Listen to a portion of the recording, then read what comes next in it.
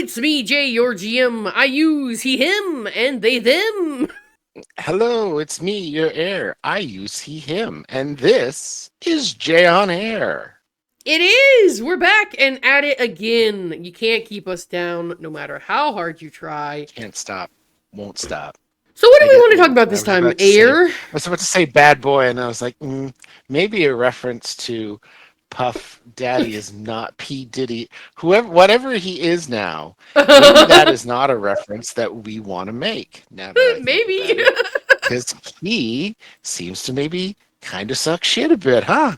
And yet we're Um, still talking about it. Yeah, I'm really just making us stay in this space for no good reason. Huh. So, anyway, apocalypses. Yeah, we were, so this was actually kind of your, bugbear. What got you started on this? I was listening to one of Colville's videos about Dead Empires, I think it was called, but basically Mhm, saying that all, you know, D20 fantasy worlds are post apocalyptic worlds because there needed to be a civilization that built, all the ruins that you're now trudging through that have become dungeons in the fullness of time.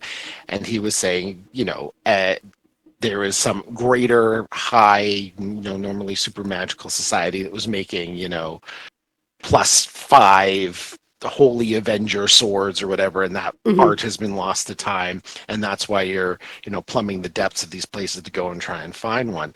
And I was like, yeah, I that's absolutely true. And I was like, and then he talked about his world and how he's like, oh well, I have an ancient Roman analog and I have an ancient Egyptian analog, and there's an Mhm. before that there's a civilization that's based on ancient China. I'm like, I always have a problem when something feels more complicated than it needs to be. This is some Mhm. weird Occam's razor obsession I have. The O in OCD is for Occam's razor. Did you know that?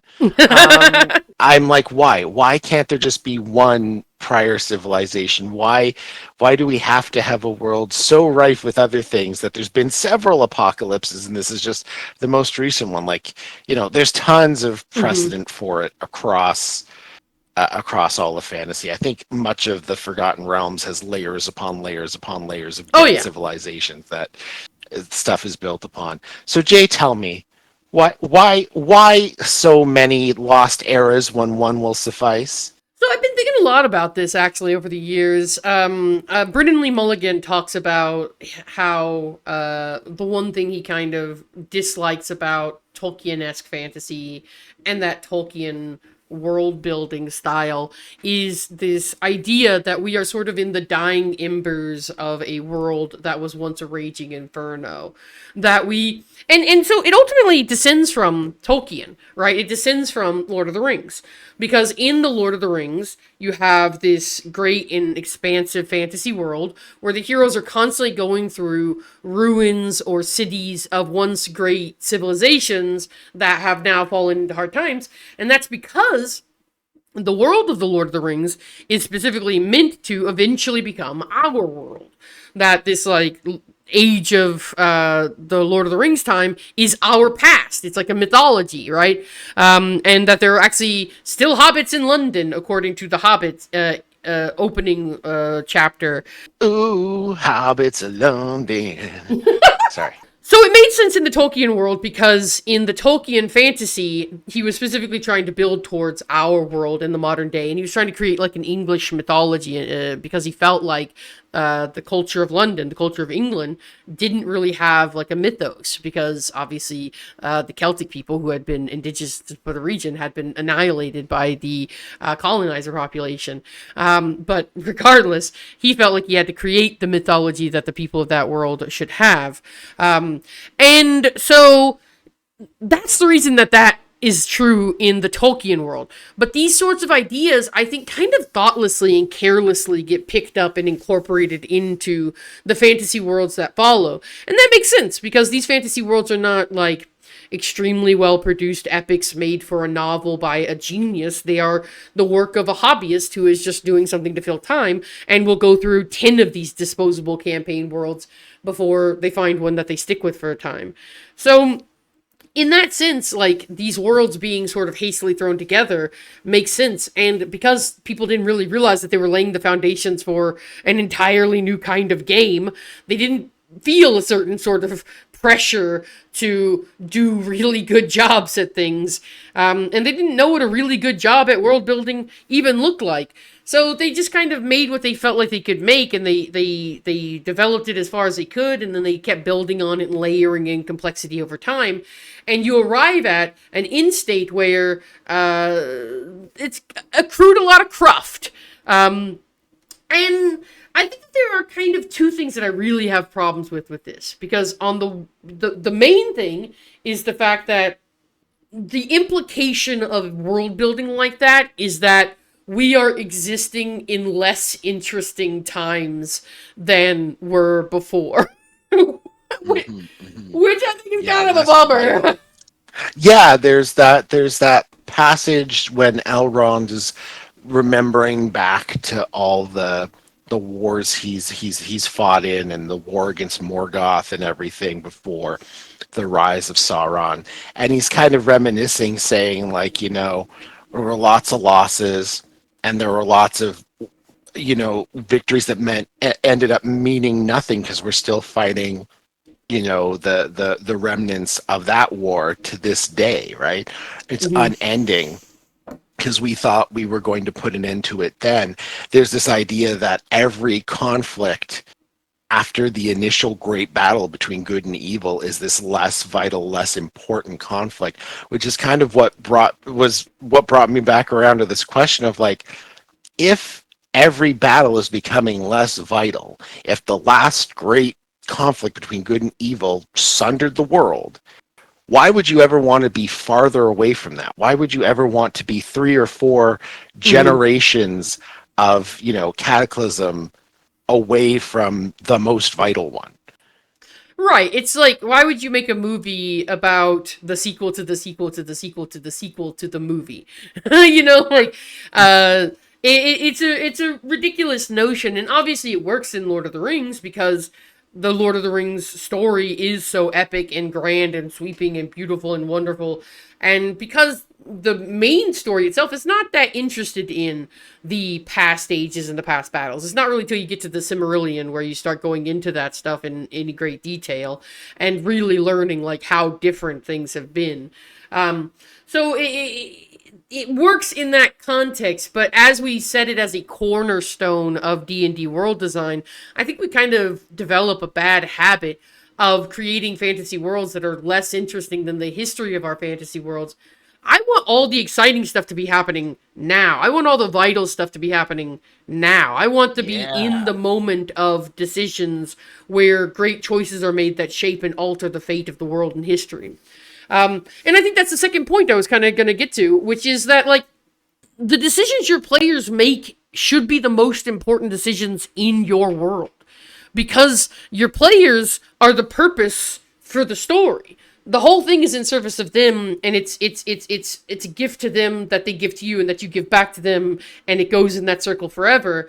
It's something you create together. And why are you thinking so much about stuff that only you are ever really going to know or care about? Why are you spending so much time in the past of your world when you should be maybe putting all those really exciting moments, all those really exciting changes into the hands of the players and seeing what they come up with, what they do, what they decide, the paths that they take, the things that they latch onto and make important by investing attention into it.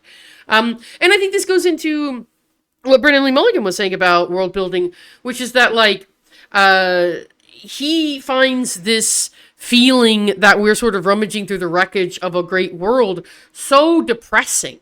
Like, all the men who could make great swords are dead, and now we can only make a pale imitation of that sword, and we can only, like, we are the pale imitation of our predecessors. It's like, well, fuck, man, why do I do anything? Like, why do I get out of bed in the fucking morning if I can only, if the best I can aspire to is an imitation of the shadow of the thing, then what's the fucking point, man? I think it's interesting that you bring up Brennan, because his initial, foray into what is his full-time gig now, which is running campaign 4 of Critical Role, was doing their Exandria Unlimited series, where he basically ran the mini campaign of the apocalypse, like all the stuff that led up to the big apocalyptic event in Exandria, in Critical Role's campaign setting. And it's probably my favorite thing they've ever done, Because being in the moment it's the of most great vital conflict. Yeah, being in the moment of great decisions, being in the moment of great change, being at the crux of it and making important choices is awesome. I have a setting, and in my setting, which is on the screen, is a post-apocalyptic world, which is set in the shadow of a once great empire. But the thing that I did with it is that this empire, which was deeply powerful, deeply magical, deeply influential, was also deeply awful. It was terrible. It was a colonialist nightmare invasion upon the world that subjugated the gods and bent them to its will. It literally bled the gods to power their machines. And it was destroyed by a god who was so full of wrath that they could do nothing else but to throw the moon at them and try and end the world. And they only partially succeeded, thankfully. And so the era that our heroes find themselves in is this era where the world has recovered from this great catastrophe, this great calamity. It has recovered enough that it can now begin to ascend to that once great height. And how do we navigate that transition from surviving apocalypse to suddenly creating our future? And can we navigate it without falling into the same trap that ruined this once great society? How does a world that is so deeply traumatized by the past of subjugation and of cruelty and of harm, of deep, grievous harm, of cultural genocide, of actual genocides, how does this world make something bigger and bolder and new, and not just become another manifestation of the harm that they have suffered? How do they not let that cruelty turn them into a new oppressor for a different group? And it's just like, that's the story of the world. And so this moment in the campaigns is the critical moment where this world could become a utopia, or it could become a cycle of devastation. And it just depends on how heroes accomplish great deeds in this critical time. And I think that it's the same idea, once great civilization, but by making the once great civilization not awesome, not this aspirational thing, but this terrifying looming threat. It completely changes the dynamic the people have with this empire, with this history. It's a shameful past. It's a dark past. It's a terrifying past. It's a past of pain and cruelty, and that is a totally different relationship. And I think it makes it more interesting. And it also means that the players aren't feeling like they're overshadowed by the past, because the past sucked. We want to create a world that doesn't suck. So hopefully we're not living in its shadow. We are casting our own light towards a new path, which I think is a better story. You heard it here first, folks. No pressure for me and the other players in our upcoming Draw Steel campaign. We just have to do better than our predecessors in making the magic world rise to its former prominence. Yeah, exactly. Simply overcome generational trauma. It's fine. Easy peasy. Let's just roll a tier 3 success on reinventing the world. I believe.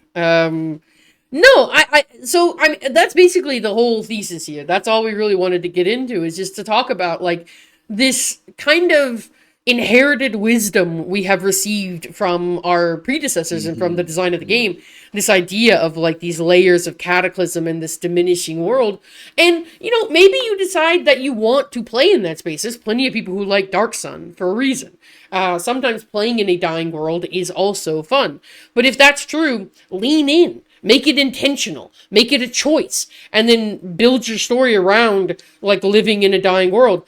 But don't just like kind of, not to be rude, but don't like thoughtlessly inherit the patterns of the past and continue them without at least considering that there are alternatives to that kind of storytelling. Like I did in the end create a world built on the ruins of a once great empire, but because I was doing it with intentionality, I came at it from a very specific direction with a very specific story in mind and a very specific outcome that I wanted. And that for me was very rewarding. And so, even if you end up using the tropes of these stories by thinking a lot about them and by being intentional in your use of them, you can still come out with something that's so different from what other people have made in the space because it is something so you. And you are different from everybody else who creates stuff in this space. And I think that that's cool and fun and good and something to work towards. I think I'm not going to say anything better than that. So, bookend. Thanks for listening, folks. Uh, if you wanted to, you could. Right below this video, there's a space where you can write and tell us what good boys we are. I'd recommend it because without that, I get sad. Oh no. um. Or just leave a thumbs up, whatever. I don't man. I don't care, man. Thank you so much for joining us, and as always, goodbye. Bye. As always, goodbye. What does that mean? Oh, And as fuck. always, go away. And as always, fuck off. I'm not good at this. Listen, I don't know that we need to be in order to Yeah. do it, is the nice part.